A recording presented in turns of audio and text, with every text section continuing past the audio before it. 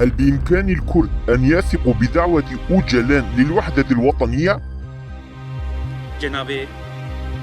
جناب سروك هيجا قم بخير وخشي سرسري من سرچاوي من هاتن باكوري كردستان. رغم أن الحسرة على الوحدة الوطنية القومية تعتصر قلب الأمة الكردية، إلا أن الوحدة الوطنية لا تتحقق برغبات العاطفية والأحاسيس.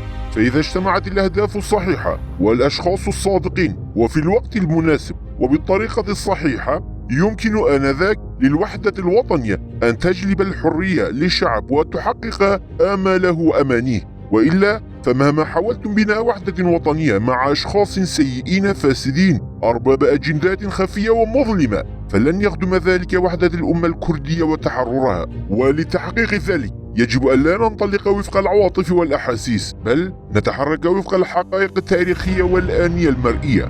دعوة عبد الله أوجلان الأخيرة لعقد مؤتمر وطني واقتراحه للرئيس بارزاني لرئاسة المؤتمر يجب تقييمها في هذا الإطار. وهل أن دعوة أوجلان صميمية وصادقة، أم أنها مجرد لعبة أخرى، أم أنها طعنة خنجر أخرى في الظهر تحت يافطة المؤتمر الوطني؟ بعد ثمانينيات القرن الماضي أدرك حزب العمال الكردستاني باكاكا قوة وتأثير الحزب الديمقراطي الكردستاني بادكا على الأمة الكردية، فدعا إلى تأسيس جبهة وطنية. وللمرة الأولى عام 83 تم توقيع بروتوكول من 9 نقاط بين الديمقراطي الكردستاني وباكاكا. بفضل هذا البروتوكول قدم باكاكا إلى جنوب كردستان أي إقليم كردستان، واستغل جميع فرص الديمقراطي الكردستاني وموارد بشمركة كردستان. ولكن مع ذلك عقد باكاكا سرا تحالفا مناهضا للديمقراطي الكردستاني مع صدام. في عام 85 هاجم الحزب الشيوعي الكردستاني في حفطانين وأوقع شهداء من البشمركة، زرع بذور الفتنة والعداء بين الأحزاب الكردية في منطقة بهدنان، وكذلك بين العشائر والأحزاب، أي أنه لم يلتزم بالبروتوكول. منذ ذلك الحين كلما تحدث باكاكا عن الوحدة الوطنية كان يغرس من ورائها خنجره المسموم في ظهر جميع الأحزاب والحركات الكردية كما في الثمانينيات. وكلما تسنت وأتيحت فرص النضال للكرد ظهر باكاكا واستغل مشاعر وأحاسيس الشعب تحت شعار الوحدة الوطنية، وشغل الرأي العام وشتت انتباهه ونفذ أجندته الخفية والسرية بمساعدة ودعم قوى خارجية. على سبيل المثال في عام 2013 جرت محاولات ومساعي لعقد المؤتمر الوطني الكردستاني. كانت هناك فرص كبيرة للتحرر والاستغلال في روجافا كردستان سوريا.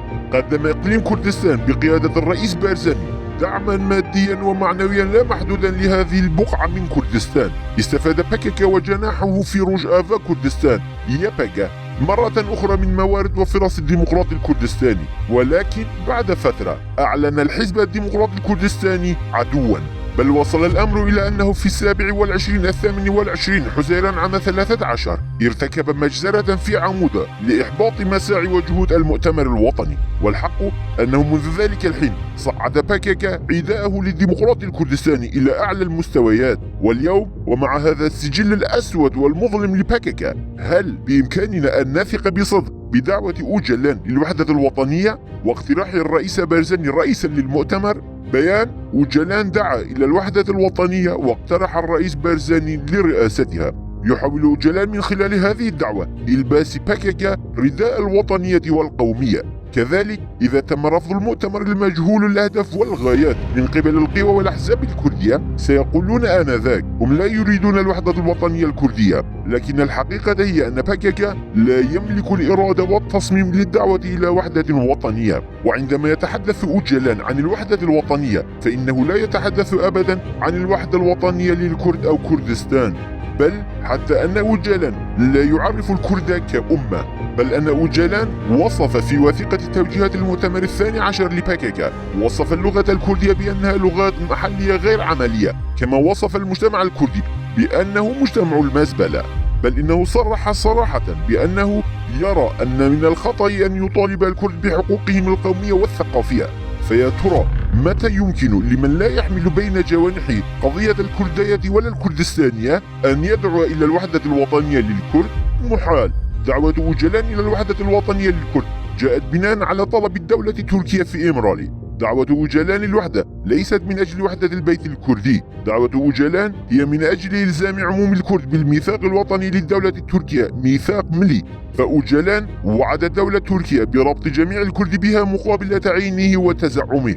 الوحدة الوطنية لا تترجم بالكلمات، بل هي قضية جوهرية. إذا أراد بكك وحدة وطنية فعليه أولا أن يعلن بوضوح مطالبه للكرد. يجب عليه أن يسكت صوت بنادقه تجاه جميع الأحزاب الكردية في رجالات كردستان، إيران، وإقليم كردستان، وروجافا كردستان، سوريا، وضمان عدم استخدامها للسلاح. يجب عليه حل قواته المتواجدة في أطر ميليشيات الحشد الشعبي. يجب عليه تسليم المناطق الاستراتيجية التي احتلها من أراضي إقليم كردستان لقوات البشمركة الكردستانية الرسمية. يجب عليه إسكات خطابه الحقود ولغته السامة في إعلامه الذي يثير العداء والكراهية بين الكرد. فلا وحدة وطنية مع بكك ما لم يتحقق هذا. الوحدة الوطنية ليست أقوال بل هي أفعال. يجب على بكك أولا انتقاد ذاته بسبب هجماته على الأحزاب الكردية الأخرى على مدى 50 عاما الماضية، وإلا فإن دعوة أوجلان وحزبه للوحدة الوطنية ليست لتعزيز النضال الكردي وتصعيده، بل لمحاصرة وإيثاق أيدي وأرجل القوى الكردية.